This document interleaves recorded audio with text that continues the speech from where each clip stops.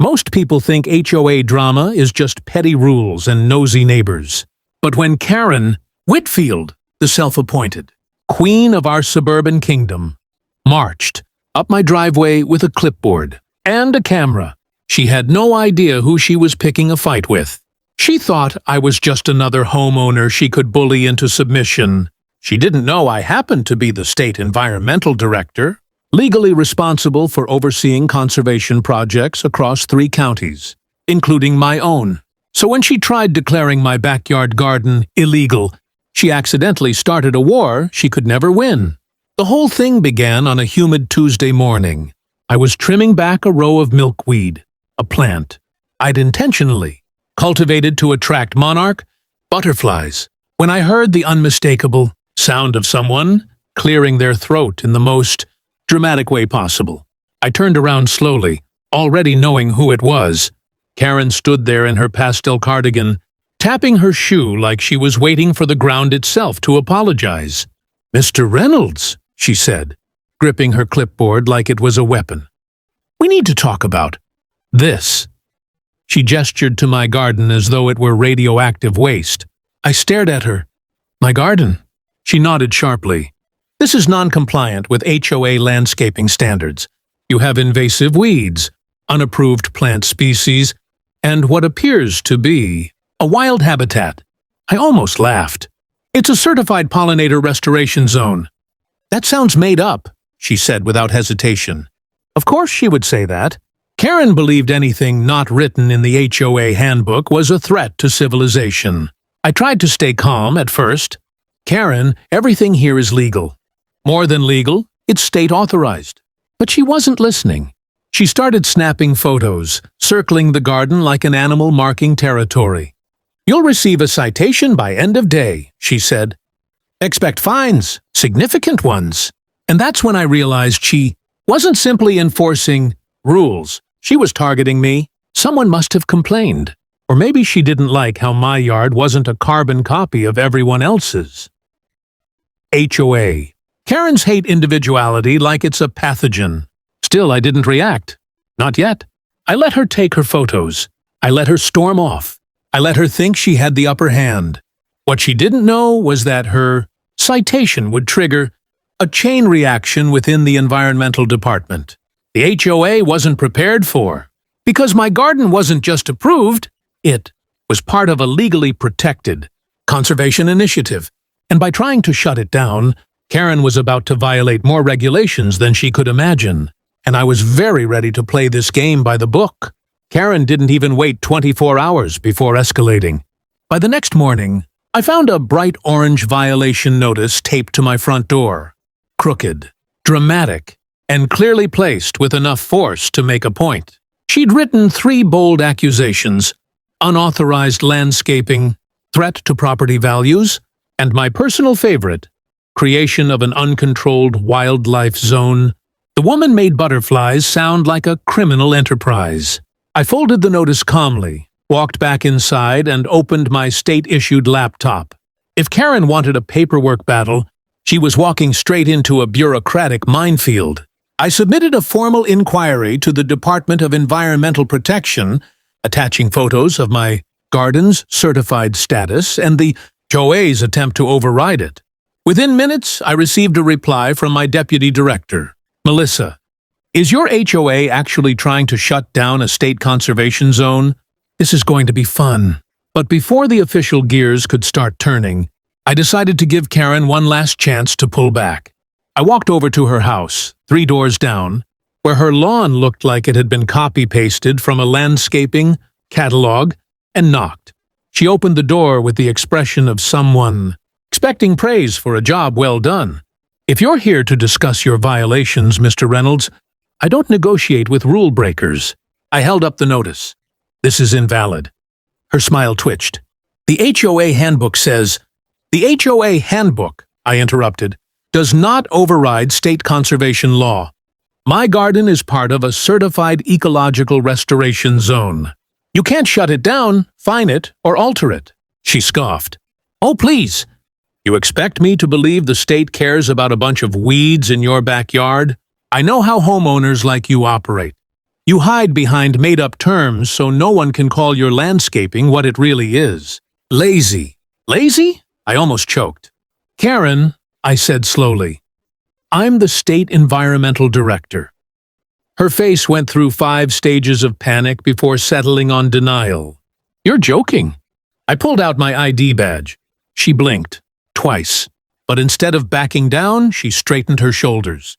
Well, title or not, the HOA has authority here.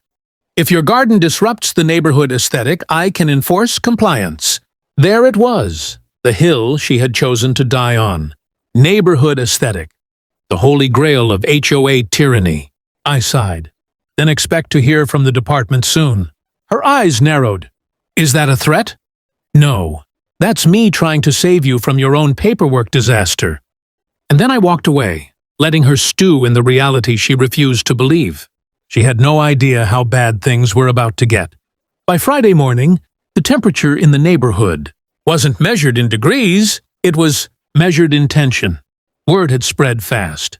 HOA members were whispering on their driveways, pretending to check their mail while very obviously watching my house. They knew something was brewing, but none of them dared ask what. Not openly, anyway. In an HOA controlled by Karen, curiosity was a liability. At 9:17 a.m. sharp, the state response team arrived. 2 white environmental department vehicles rolled up the street, complete with official seals and equipment cases in the back. Melissa stepped out first. Sunglasses on, hair pulled back, radiating the kind of energy that made grown elected officials sit up straight. Behind her was Officer Brackett from the Environmental Enforcement Division, ABIB. Quiet man, built like a retired linebacker who spoke softly, but carried the bureaucratic equivalent of a sledgehammer. I met them at the curb. Thanks for coming so fast. Melissa grinned. Are you kidding? An HOA trying to override state conservation law? We've been waiting years for someone to try this. Before we could walk toward the garden, Karen stormed out of her house like a pastel tornado. What is the meaning of this? She demanded, arms flailing as though trying to swat away the state itself. You can't just show up without authorization. Melissa flashed her badge. State environmental response. We received a complaint. Karen's eyes lit up. Good, then you're here to fix his mess. No, Melissa said, calm as ice. We're here to address yours.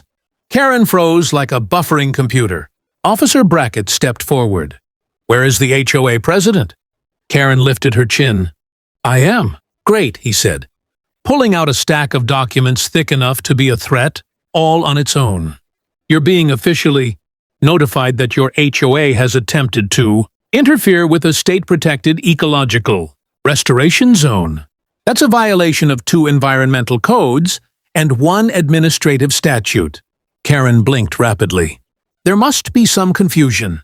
I was only enforcing neighborhood standards. Neighborhood standards, Melissa said, do not supersede state law. Karen pointed toward my backyard. That area is full of wild vegetation. It attracts insects. Melissa stared at her. That's the point. Karen sputtered. But it looks messy. Officer Brackett wrote something on his form. Aesthetic preference is not a legal basis for environmental interference. Several neighbors had emerged now, pretending to water plants or sweep porches while their eyes tracked every word. Then Melissa delivered the blow. Ma'am, due to your actions, we're issuing a temporary suspension of HOA, enforcement authority pending review. The gasp from the neighborhood was audible. Karen staggered. You can't do that. We just did, Melissa said. And that was only the beginning. Karen didn't collapse, but she came close. Her face went pale, then red, then settled on a shade best described as boiling watercolor. The neighbors, sensing a seismic shift in power, drifted a little closer, still pretending to be busy, of course. No one wanted to miss the fall of their self-appointed monarch. Melissa gestured toward my backyard. Let's complete the inspection. We walked together, with Karen tailing us like a furious mall security guard.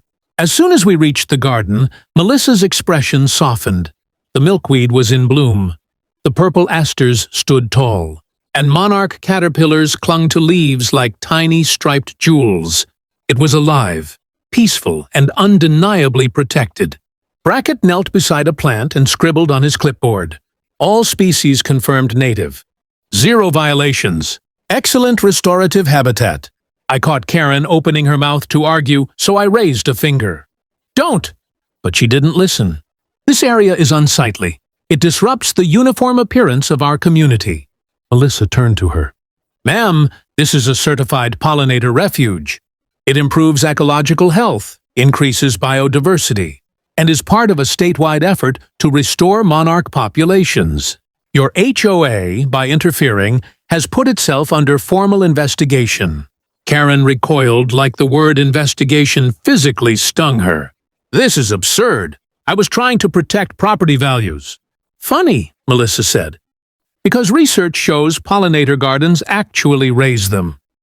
Karen looked genuinely shocked, as if science itself had betrayed her. Then came the moment that changed everything. Brackett handed her a document, requiring her signature. Acknowledging receipt of the investigation notice, Karen refused. He calmly placed it on a garden stone. Your refusal has been recorded. This is your official copy. She stared at it as though it were radioactive. Melissa turned to me. Given your role, you'll be the state liaison during the review. Expect interviews, document requests, and a full audit of HOA practices. Karen shrieked. A full audit! Correct, Melissa said. Including financials. That did it. The neighbors stopped pretending. 3 of them audibly gasped. Everyone knew Karen guarded the HOA budget like a dragon protecting gold. I remained quiet, watching the unraveling. Melissa finished her notes. Mr. Reynolds, your garden is fully compliant and will be listed as a model site for urban restoration. Karen looked like she might implode. Before leaving, Melissa paused in front of her. And for the record, state law encourages homeowners like Mr. Reynolds. If you continue interfering, consequences escalate. With that, the state team departed, leaving silence and one very dethroned HOA tyrant behind. Karen turned toward me, trembling. You did this. I shrugged. No, you did. And with that, the neighborhood finally understood. Her reign was over. If you enjoyed seeing HOA Karen get her comeuppance, make sure to hit that subscribe button so you don't miss any crazy neighborhood drama. Drop a comment below and tell us what you would do if you had an HOA like hers. And don't forget to smash that like button if you love seeing justice served.